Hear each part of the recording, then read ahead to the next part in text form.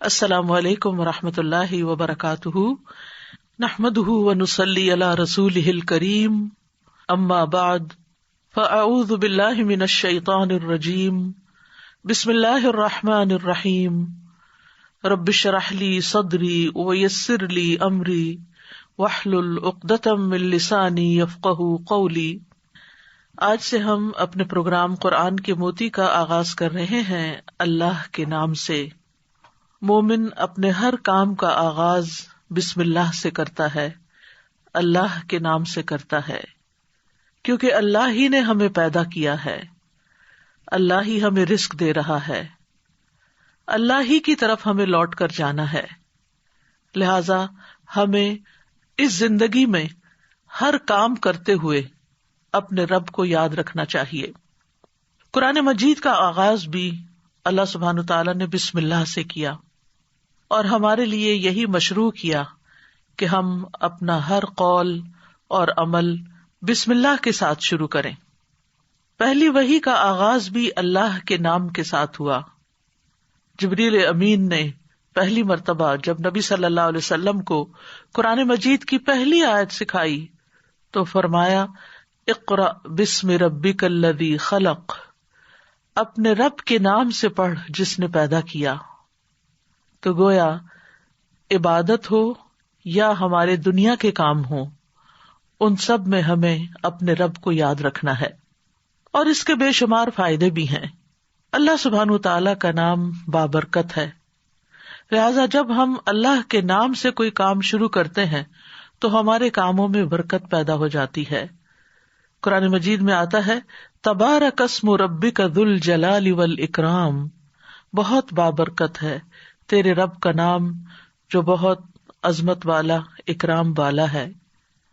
جب ہم عبادت کرتے ہیں تو کہتے ہیں ایاک نعبد و ایاک نستعین، صرف تیری ہی ہم عبادت کرتے ہیں اور تجھی سے ہم مدد چاہتے ہیں، کیونکہ ہم کمزور ہیں، ہم اللہ کی عبادت کا حق ادا نہیں کر سکتے۔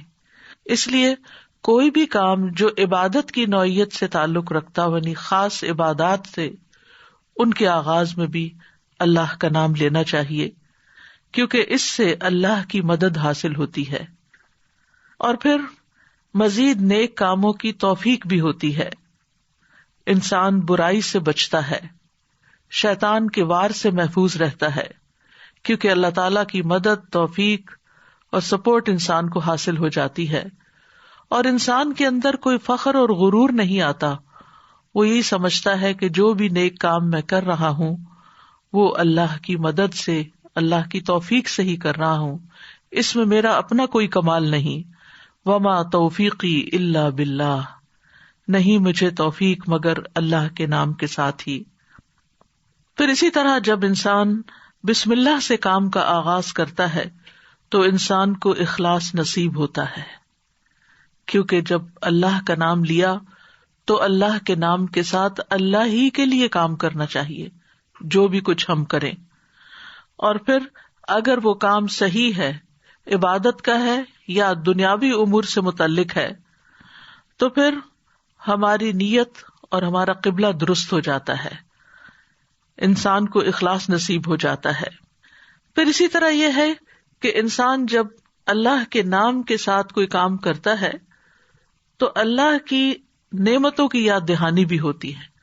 مثال کے طور پر اگر آپ پانی پی رہے ہیں تو جب آپ پانی پینے لگتے ہیں تو بسم اللہ کہتے ہیں، اور جب بسم اللہ کہتے ہیں تو آپ کو اللہ کی یاد آ جاتی ہے، اور پھر ساتھ ہی وہ نعمت جو آپ استعمال کر رہے ہیں اس کے بارے میں غور و فکر بھی نصیب ہوتا ہے کہ یہ اللہ نے پانی پلایا ہے، اور پھر انسان کا غور و فکر اسے کہیں سے کہیں لے جاتا ہے، اس کے اندر ایک وسعت پیدا ہوتی ہے، وہ سوچتا ہے کہ یہ پانی میرے گلاس میں کہاں سے پہنچا، کس نے اتارا۔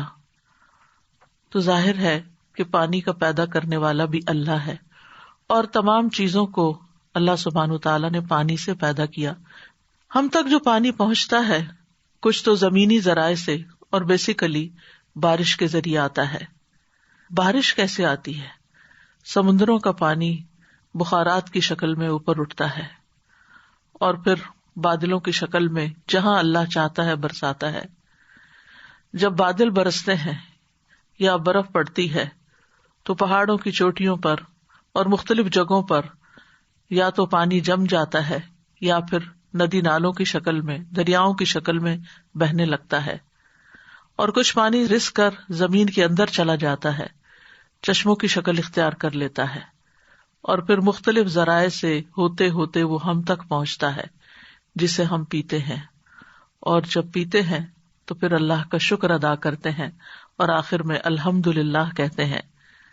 لیکن اگر اتنے اہتمام کے ساتھ جو پانی میرے گلاس میں پہنچا اس کو میں نے اللہ کو یاد کیے بغیر، نعمت دینے والے کا نام لیے بغیر ہی پی لیا، تو اس سے بڑھ کر ناشکری کیا ہو سکتی ہے. پھر اسی طرح اگر انسان کھانا کھاتا ہے اور اللہ کا نام لیتا ہے تو وہ ضرور سوچتا ہے کہ کیا جو کچھ میں کھا رہا ہوں یہ اللہ کی مرضی کے مطابق بھی ہے یا نہیں، حلال ہے یا حرام ہے، اور پھر کس طریقے سے میں اس کو کھا رہا ہوں اور کس طریقے سے یہ مجھ تک پہنچا ہے. ان ساری چیزوں پر بھی غور و فکر ہونے لگتا ہے.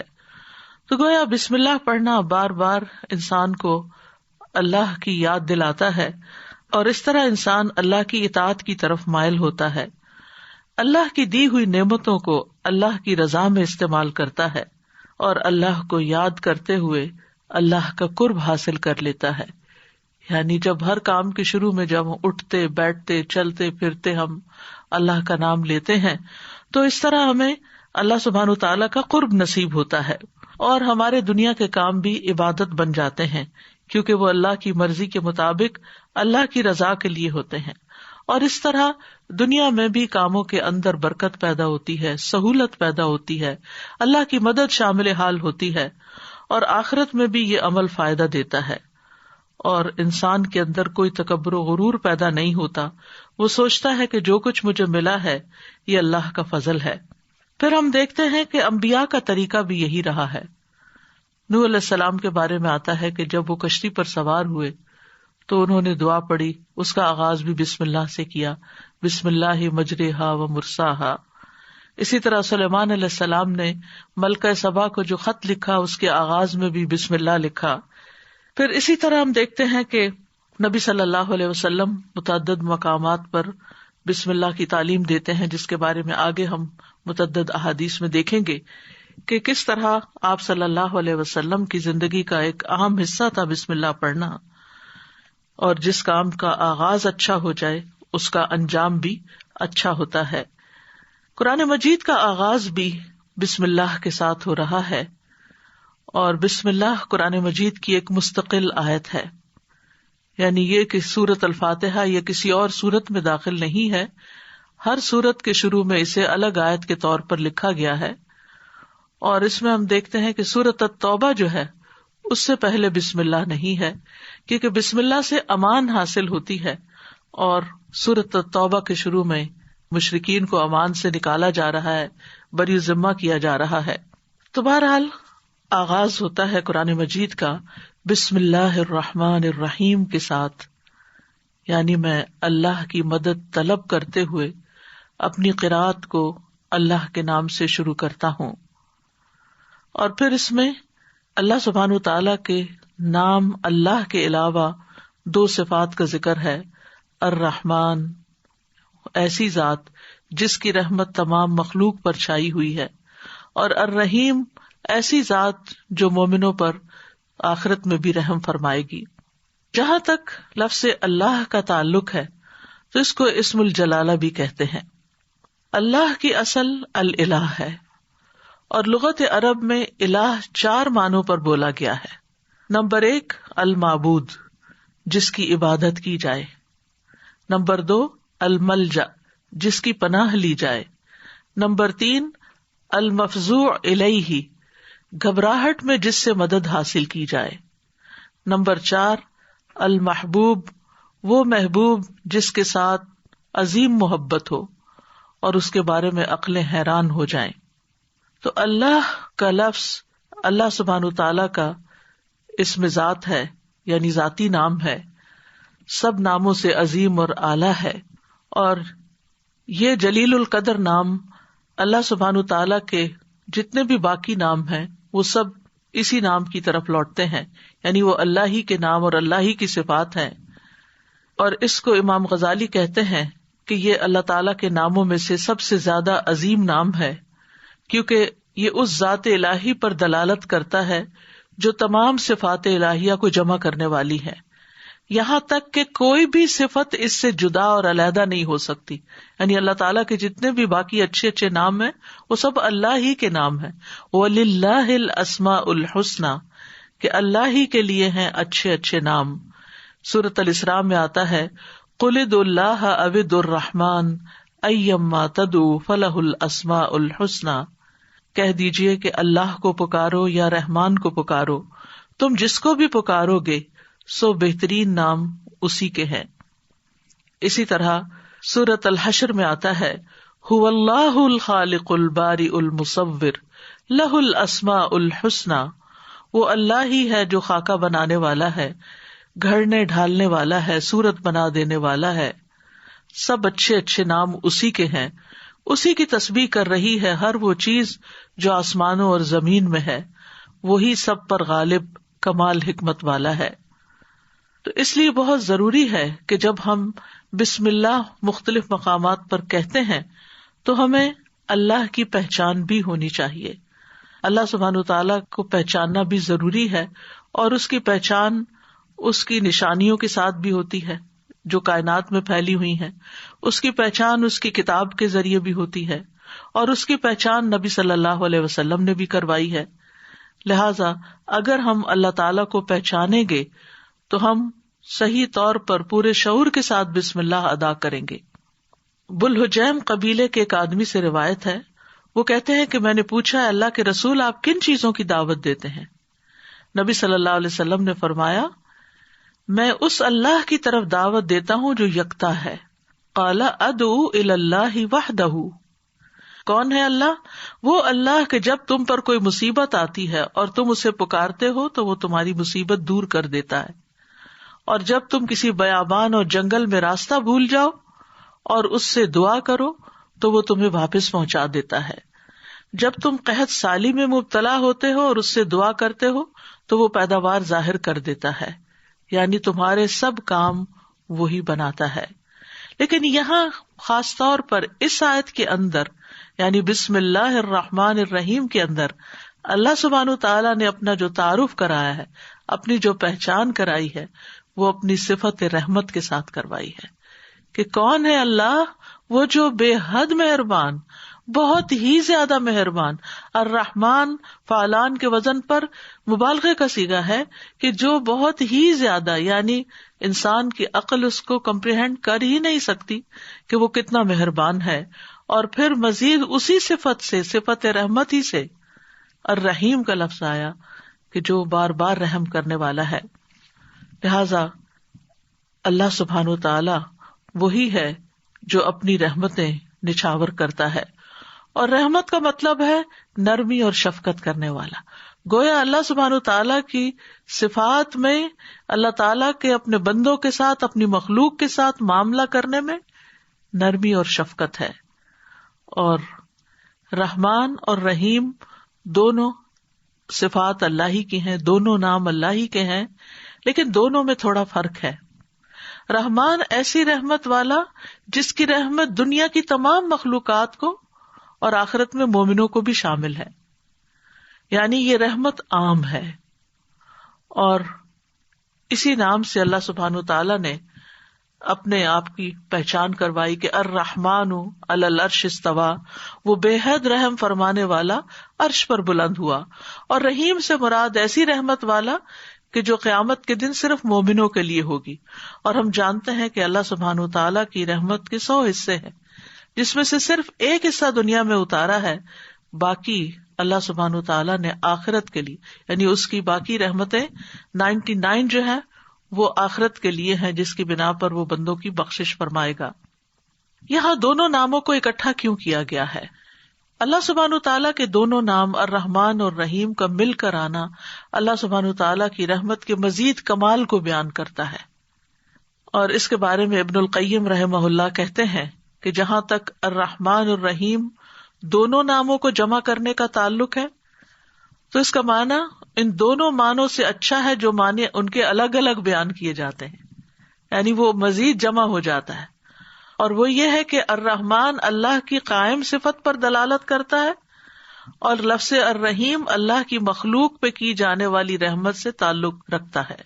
پس پہلا نام جو ہے اللہ کی ذاتی صفت رحمت پہ دلالت کرتا ہے، اور دوسرا نام اللہ کے فعل پر دلالت کرتا ہے کہ اللہ اپنی رحمت کے ساتھ مخلوق پر رحم فرماتا ہے.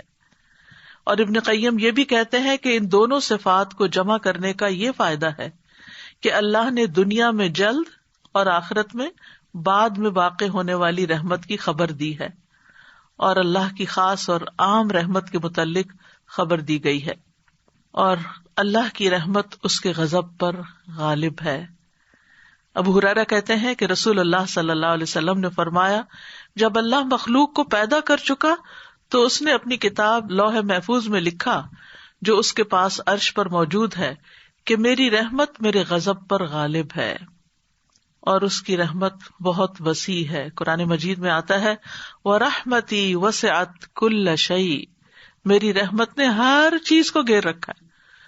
کوئی اس کو مانتا ہے یا نہیں مانتا، اس کی عبادت کرتا ہے یا نہیں کرتا، جتنے بھی ہم دنیا میں لوگ چل پھر رہے ہیں، سخت نافرمانیاں کرتے ہیں، لیکن اس کے باوجود وہ ہمیں جینے کی مہلت دیتا ہے، رزق دیتا ہے، ہمارے کام سنوارتا ہے، ہمیں مشکلات سے بچاتا ہے. تو اللہ کے یہ دونوں نام جو ہیں، انسان کو اگر ان کی پہچان ہو جائے تو ہر غم اور پریشانی اس کی دور ہو جائے، کیونکہ ہر تکلیف میں، ہر مشکل میں اگر انسان یہ یاد کر لے کہ میرا رب بڑا ہی مہربان ہے، بڑی ہی رحمت فرمانے والا ہے، تو انسان کی پریشانی دور ہو جائے کہ وہ ہے کوئی جو میری مشکل آسان کر سکتا ہے، اور وہ اپنی رحمت فرمائے گا اور ضرور کر دے گا. تو ہمیں ہر کام سے پہلے بسم اللہ پڑھنی چاہیے، کیونکہ اللہ سبحانہ تعالیٰ کا نام لینے والا کامیاب ہوتا ہے. جیسے کہ قرآن مجید میں آتا ہے قد افلح من تزکا وذکر اسم ربہ فصلی، بے شک کامیاب ہو گیا جو پاک ہوا اور اس نے اپنے رب کا نام یاد کیا. یعنی رب کا یہ نام لینا کامیابی کی علامت ہے، کامیابی کی ضمانت ہے. اور پھر نماز پڑھی، اور صبح و شام خاص طور پر اللہ کا نام لینا چاہیے. سورۃ الانسان میں آتا ہے وَاذْكُرِ اسْمَ رَبِّكَ بُكْرَةً وَأَصِيلًا، اور اپنے رب کا نام صبح اور پچھلے پہر یاد کیا کرو. تو بہرحال اللہ کا نام لینا برکت کا سبب ہے. ایک شخص نے نبی صلی اللہ علیہ وسلم سے کہا، ہم کھانا تو کھاتے ہیں لیکن ہم سیر نہیں ہوتے، ہمارا پیٹ نہیں بھرتا.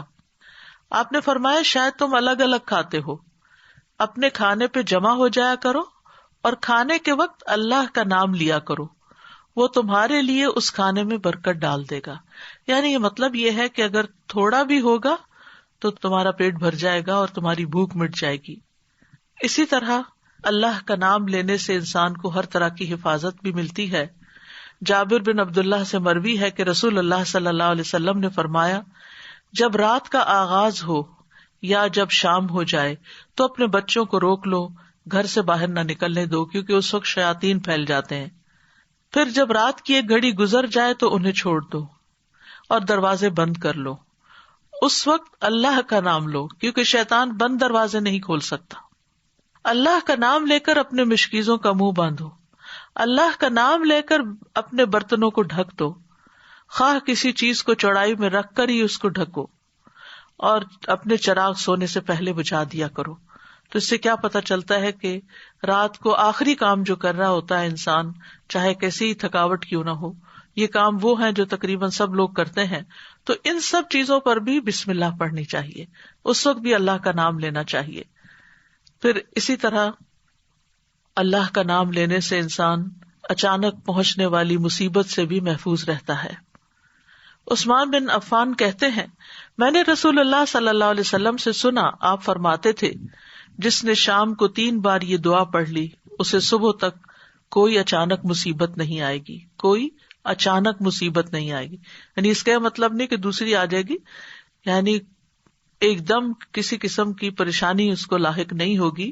اور وہ دعا ہے بسم اللہ الذی لا یضر مع اسمہ شیء فی الارض ولا فی السماء وہو السمیع العلیم. اللہ کے نام سے، وہ ذات کہ اس کے نام سے کوئی چیز زمین میں ہو یا آسمان میں نقصان نہیں دے سکتی، اور وہ خوب سنتا ہے اور خوب جانتا ہے. اور جس نے صبح کے وقت یہ دعا پڑھ لی اسے شام تک کوئی اچانک مصیبت نہیں آئے گی، اور جب شام کو کوئی پڑھ لے تو صبح تک اس کو پریشانی نہیں ہوگی. اسی طرح اگر انسان بسم اللہ نہیں پڑھتا تو یاد رکھیے کہ بسم اللہ نہ پڑھنے کا نقصان یہ ہے. ابن عباس کہتے ہیں کہ ابلیس نے اللہ تعالیٰ سے کہا کہ تو نے اپنی ساری مخلوق کا رزق واضح کر دیا ہے، میرا رزق کس میں ہے؟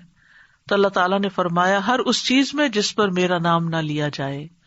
تو گویا جس چیز پر ہم اللہ کا نام نہیں لیتے وہ رزق پھر شیطان کے حصے میں چلا جاتا ہے، گویا ہم اپنے دشمن ہی کو فیڈ کرتے ہیں.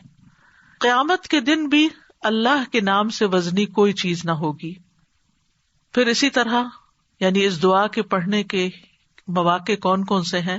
نمبر 1، ہر کام شروع کرنے سے پہلے، تاکہ اس میں برکت اور مدد حاصل ہو، اس کے اندر قبولیت ہو، ہمیں اخلاص نصیب ہو. پھر خاص طور پر کھانا کھانے سے پہلے حضرت عائشہ کہتی ہیں کہ رسول اللہ صلی اللہ علیہ وسلم نے فرمایا جب تم میں سے کوئی کھانا کھانے لگے تو چاہیے کہ اللہ تعالیٰ کا نام لے. پھر اگر شروع میں اللہ تعالیٰ کا نام لینا بھول جائے تو چاہیے کہ یوں کہے بسم اللہ اولہ و آخرہ، اللہ کے نام سے اس کھانے کے شروع میں اور آخر میں بھی. پھر اسی طرح لباس اتارتے وقت بسم اللہ پڑھنی چاہیے. انس رضی اللہ عنہ سے روایت ہے کہ نبی صلی اللہ علیہ وسلم نے فرمایا جنوں کی آنکھوں اور بنی آدم کی شرمگاہوں کا پردہ یہ ہے کہ جب ان میں سے کوئی اپنے کپڑے اتارے تو بسم اللہ پڑھ لے، یعنی اتارنے سے پہلے پڑھ لے، تو جن اور شیاطین کی نظر نہیں لگتی. اسی طرح جب آپ بچوں کو کپڑے تبدیل کروا رہے ہوں تو اس وقت بھی بسم اللہ پڑھ لیں. اسی طرح بیت الخلاء جاتے وقت یعنی اندر پاؤں رکھنے سے پہلے بسم اللہ پڑھ کے دروازہ کھولیں. حضرت علی رضی اللہ عنہ روایت کرتے ہیں، کہتے ہیں کہ رسول اللہ صلی اللہ علیہ وسلم نے فرمایا جنوں کی آنکھوں اور بنی آدم کی شرمگاہوں کا پردہ یہ ہے کہ جب ان میں سے کوئی بیت الخلاء جائے تو بسم اللہ پڑھ لے، کیونکہ جب انسان ننگا ہوتا ہے تو حفاظت کے فرشتے اس سے دور چلے جاتے ہیں. تو اس وقت حفاظت پھر کس سے حاصل ہوگی؟ جب آپ واش روم میں جانے سے پہلے بسم اللہ پڑھ کے پھر داخل ہوں گے. اسی طرح وضو سے پہلے ابو ہریرہ کہتے ہیں کہ رسول اللہ صلی اللہ علیہ وسلم نے فرمایا لا صلاۃ لمن لا وضوء لہ ولا وضوء لمن لم یذکر اسم اللہ تعالی علیہ، کہ جس کا وضو نہیں اس کی نماز نہیں، اور جو شخص وضو کے شروع میں اللہ تعالی کا نام نہ لے اس کا وضو نہیں. اب یہاں پر بعض لوگوں کو یہ پریشانی ہوتی ہے کہ ہم واش روم میں کھڑے ہوتے ہیں، وہیں سنک ہے، وہیں کموڈ ہے، تو پھر ہم بسم اللہ کس طرح پڑھیں؟ اس کے ایک تو یہ ہے کہ جب آپ وضو کی نیت سے جا رہے ہیں تو اندر داخل ہونے سے پہلے ہی پڑھ لیں اور جا کے ٹیپ کھول لیں اور اپنا وضو شروع کر دیں. دوسرا یہ ہے کہ آپ دل میں پڑھ لیں. لیکن اگر کوئی بھول گیا ہے تو جس وقت یاد آئے یعنی وضو کے دوران اس وقت بھی پڑھ سکتا ہے. پھر اسی طرح پڑھنا ہی بھول گیا تو اس کا کیا مطلب وضو ہوا ہی نہیں سرے سے، یا پھر یہ کہ اس کی اگر وضو نہیں ہوا تو کیا نماز ہی نہیں ہوئی؟ نہیں، اس کا مطلب یہ کہ اس کا وضو کامل نہیں ہوا. یہاں علماء نے اس کا مطلب یہ کیا ہے کہ اس کے وضو میں نقص رہ گیا. وضو ہو جائے گا، نماز ہو جائے گی، لیکن وہ جو برکت حاصل ہونی تھی یا زیادہ ثواب ملنا تھا اس سے انسان محروم ہو جاتا ہے. پھر اسی طرح یہ ہے کہ قرآن مجید کی قرأت سے پہلے بسم اللہ پڑھنی چاہیے. قتادہ سے روایت ہے، وہ کہتے ہیں کہ انس رضی اللہ عنہ سے سوال کیا گیا کہ نبی صلی اللہ علیہ وسلم کی قرأت کیسی تھی، تو انہوں نے بیان کیا کہ آپ صلی اللہ علیہ وسلم کھینچ کر پڑھتے تھے. پھر آپ نے بسم اللہ الرحمن الرحیم کو پڑھا، یعنی بسم اللہ الرحمن الرحیم، یعنی مد کے ساتھ پڑھتے تھے الرحمن کو، الرحیم کو بھی کھینچ کر تلاوت کرتے تھے. پھر اسی طرح کھانا کھانے سے پہلے بھی عمر بن ابی سلمہ رضی اللہ عنہ کہتے ہیں میں بچہ تھا اور رسول اللہ صلی اللہ علیہ وسلم کی پرورش میں تھا. عمر بن ابی سلمہ جو ہیں یہ ابو سلمہ رضی اللہ عنہ کے بیٹے ہیں، ام سلمہ کے بھی بیٹے ہیں. ام سلمہ کی جب شادی ہوئی تو یہ نبی صلی اللہ علیہ وسلم کے گھر میں بچے آ گئے، یعنی آپ کے ربیب تھے اور آپ کی پرورش میں تھے. تو وہ کہتے ہیں کہ کھانا کھاتے وقت میرا ہاتھ برتن میں چاروں طرف گھوما کرتا جیسے بچے عام طور پر کرتے ہیں. تو رسول اللہ صلی اللہ علیہ وسلم نے مجھ سے فرمایا، اے لڑکے بسم اللہ پڑھ لیا کرو اور دائیں ہاتھ سے کھایا کرو، اور برتن میں وہاں سے کھایا کرو جو جگہ تم سے نزدیک ہو، یعنی اپنے سامنے سے کھاؤ. وہ کہتے ہیں کہ چنانچہ اس کے بعد میں ہمیشہ اسی ہدایت کے مطابق کھاتا رہا. تو یہ ٹیبل مینرز ہیں، کھانا کھانے کے آداب ہیں، اور اس میں نہ صرف یہ کہ بڑوں کو اس کا اہتمام کرنا چاہیے بلکہ بچوں کو بھی سکھانا چاہیے. پھر اسی طرح گھر میں داخل ہوتے وقت بسم اللہ پڑھ کر داخل ہوں. جابر رضی اللہ عنہ سے روایت ہے، وہ کہتے ہیں کہ میں نے رسول اللہ صلی اللہ علیہ وسلم کو فرماتے ہوئے سنا، جب آدمی اپنے گھر میں داخل ہوتا ہے تو وہ داخل ہوتے وقت اور کھانا کھاتے وقت اللہ کا نام لیتا ہے تو شیطان کہتا ہے کہ آج تمہارے لیے اس گھر میں نہ رات گزارنے کی جگہ ہے اور نہ ہی رات کا کھانا ہے. اور اگر وہ داخل ہوا لیکن اپنے داخل ہوتے ہوئے اللہ کا نام نہ لیا تو کہتا ہے تم نے رات گزارنے کی جگہ پا لی. اور اگر اپنے کھانا کھانے کے وقت اللہ کا نام بھی نہ لے انسان تو شیطان کہتا ہے تم نے رات گزارنے کی جگہ اور رات کا کھانا پا لیا. یعنی ہماری چیزوں میں پھر اس کی شراکت ہو جاتی ہے. اب دیکھیں کہ بہت سارے مسائل اور بہت ساری بیماریاں عام ہو چکی ہیں جن کی بعض اوقات تشخیص بھی نہیں ہو پاتی، اور پھر ہم بعض اوقات یہ سمجھتے ہیں کہ شاید جادو ہو گیا ہے یا پھر یہ کوئی نظر لگ گئی ہے. لیکن اگر ہم ان آداب کا خیال رکھیں تو انشاءاللہ شیطان جو ہمارا دشمن ہے اس کے شر سے محفوظ رہیں گے. نہ صرف یہ کہ خود اپنے لیے بلکہ اپنے گھر والوں کے لیے بھی ان کو تعلیم بھی دیں اور ان کو یاد دہانی بھی کرائیں، اور ان کی پروٹیکشن کا انشاءاللہ بہترین سر و سامان ہوگا. اسی طرح رات کو سونے سے پہلے بسم اللہ پڑھ کر بستر جھاڑنا چاہیے. رسول اللہ صلی اللہ علیہ وسلم نے فرمایا، صحیح مسلم کی روایت ہے، جب تم میں سے کوئی اپنے بستر پر جائے تو اسے چاہیے کہ وہ اپنے تہبند کا کونا پکڑے اور اس سے اپنا بستر جھاڑ لے اور بسم اللہ پڑھ لے، کیونکہ وہ نہیں جانتا کہ کون اس کے بعد اس کے بستر پر آیا. یہ بات بڑی اہم ہے کہ وہ نہیں جانتا. تو اس سے یعنی کہ صرف انسان نہیں بلکہ جن ملکوں کے اندر بچھو کیڑے مکوڑے عام گھومتے پھرتے ہیں اور خاص طور پر گرمیوں کے موسم میں نکل آتے ہیں، یہ لوگ کھلی چھت میں کھلی فضا میں سوتے ہیں، بازو کے چارپائیاں سارا دن وہیں بچھی رہتی ہیں، تو معلوم نہیں کہ بستر کے اندر یا بیڈ کے اندر کون سی ایسی چیز گھس گئی کہ جس کو جھاڑنے سے وہ نکل جائے گی. دوسرا یہ کہ بعض اوقات یہ جو ہمارے سارا دن بنے ہوئے بستر رہتے ہیں تو اس کے بارے میں علماء کہتے ہیں کہ بعض اوقات جنات بھی ان پہ آ کر لیٹ جاتے ہیں. تو کئی لوگوں کو بری بری خوابیں آتی ہیں، رات کو ان کی نیند ڈسٹرب رہتی ہے. لیکن اگر آپ یہ مسنون عمل کریں تو ایسی چیزوں میں کمی واقع ہو جاتی ہے. تو یہاں پر نبی صلی اللہ علیہ وسلم نے تہبند کا کونا فرمایا. آپ کوئی بھی کپڑا لے سکتے ہیں، کوئی ٹاول لے سکتے ہیں، اپنا دوپٹے کا ہی کونا پکڑ کے ایک اس سے جھاڑ دیں. اور یہ بھی کہا جاتا ہے کہ ہم جب ایک رات سوتے ہیں تو وہ ڈیڈ سیل جو ہوتے ہیں وہ بستر پر ہی رہ جاتے ہیں، اور وہ بھی کئی بیماریوں کا باعث بنتے ہیں جب وہ بستر پر ہی لگے رہتے ہیں اور ان کو جھاڑا نہیں جاتا. تو بہرحال گرد و غبار ہو یا ڈیڈ سیلز ہوں یا کیڑے مکوڑے ہوں یا کچھ بھی نہ ہو، تب بھی نبی صلی اللہ علیہ وسلم نے جو طریقہ سکھایا ہے اس پر عمل کرنا چاہیے.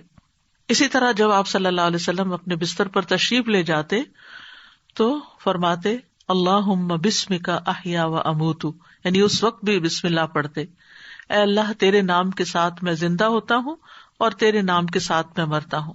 اسی طرح سوار ہوتے وقت بھی بسم اللہ پڑھنا چاہیے.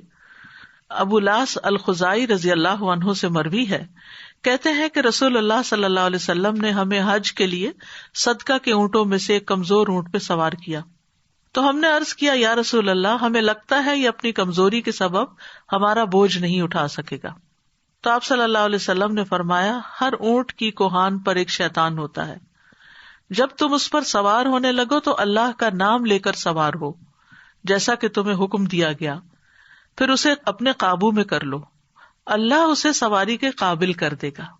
اور آج کے دور میں بہت سے لوگ اونٹوں پہ سوار ہوتے ہیں، گھوڑوں پہ سوار ہوتے ہیں، اور گاڑیاں تو خیر عام ہیں. تو اس کا یہ مطلب نہیں کہ صرف جب اونٹ پر ہی سوار ہوں تو بسم اللہ پڑھیں. گاڑی پر سوار ہوتے ہوئے، دروازہ کھولتے ہوئے، سیٹ پہ بیٹھتے ہوئے، گاڑی سٹارٹ کرتے ہوئے اگر سوچے کہ بسم اللہ کہنے میں وقت کتنا لگتا ہے، 2 لفظ ہی تو کہنے ہوتے ہیں، لیکن اللہ کی مدد شامل حال ہو جاتی، انسان نقصان سے بچ جاتا ہے، وہ سفر محفوظ ہو جاتا ہے. اسی طرح تکلیف کے وقت بھی بسم اللہ کہنا چاہیے. جابر رضی اللہ عنہ کہتے ہیں جب غزوہ احد میں طلحہ رضی اللہ عنہ کی انگلی کٹ گئی تو انہوں نے کہا، یعنی سی جیسے ہم تکلیف یا درد کے وقت کرتے ہیں، تو رسول اللہ صلی اللہ علیہ وسلم نے فرمایا اگر تم بسم اللہ کہتے تو فرشتے تمہیں اٹھا لیتے، اس حال میں کہ لوگ تمہیں دیکھ رہے ہوتے. اسی طرح اگر کسی جگہ پر درد ہو رہی ہو تو بسم اللہ سے اللہ کا نام لے کر دم کرنا چاہیے.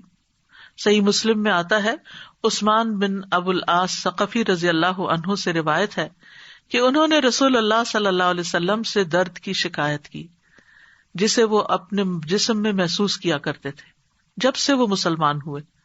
تو رسول اللہ صلی اللہ علیہ وسلم نے ان سے فرمایا اپنا ہاتھ اس جگہ رکھو جہاں تم اپنے جسم سے درد محسوس کرتے ہو اور 3 بار بسم اللہ کہو.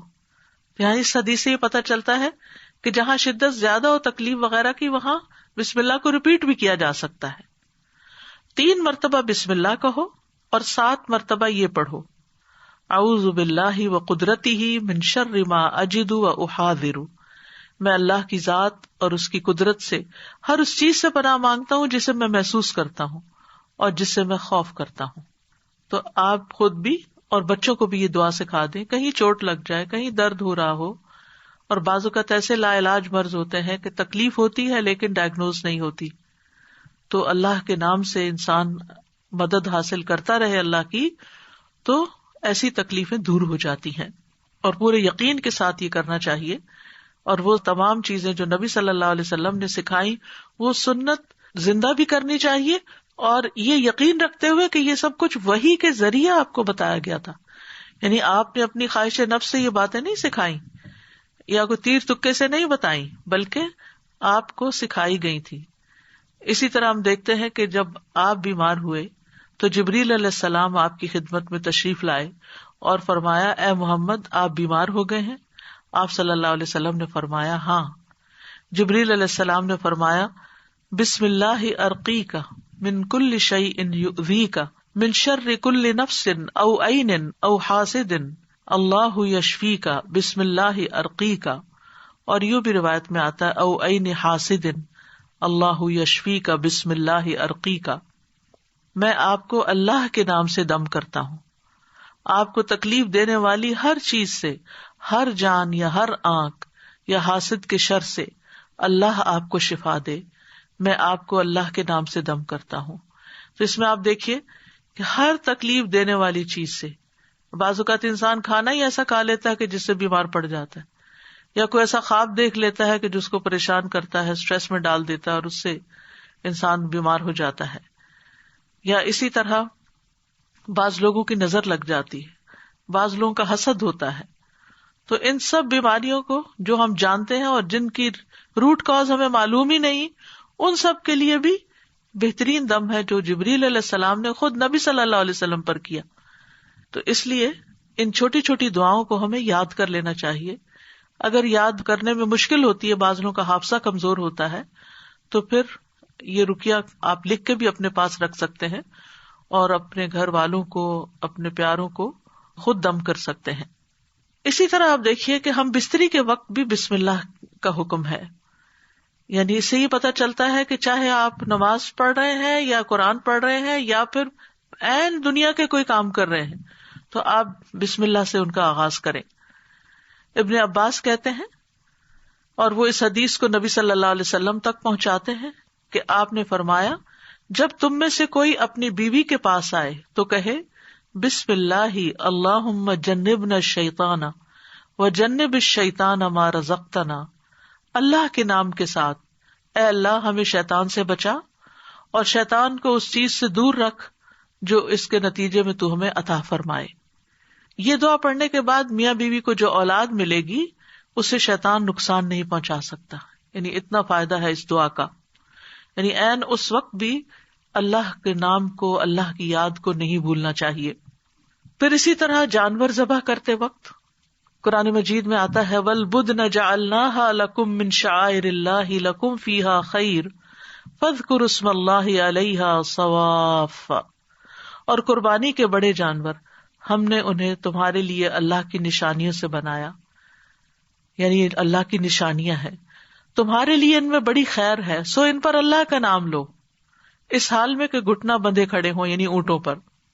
اس کا مطلب نہیں کہ صرف اونٹوں پر، بلکہ آپ صلی اللہ علیہ وسلم نے ایک مرتبہ سینگوں والے مینڈھوں کی قربانی دی تو آپ اپنے ہاتھ سے انہیں ذبح کر رہے تھے، اور حضرت انس کہتے ہیں کہ میں نے دیکھا آپ نے ان کے رخسار پر قدم رکھا ہوا تھا، آپ نے بسم اللہ پڑھی اور تکبیر کہی، بسم اللہ اللہ اکبر۔ اسی طرح خط کے آغاز میں میت کو دفناتے وقت ابن عمر رضی اللہ عنہ سے مروی ہے کہ نبی صلی اللہ علیہ وسلم جب میت کو قبر میں اتارتے تو فرماتے بسم اللہ و علی سنت رسول اللہ، اللہ کے نام سے اور رسول اللہ صلی اللہ علیہ وسلم کے طریقے پر۔ تو گویا آغاز بھی اللہ کے نام سے اور زندگی کا آخری مرحلہ بھی اللہ کے نام سے۔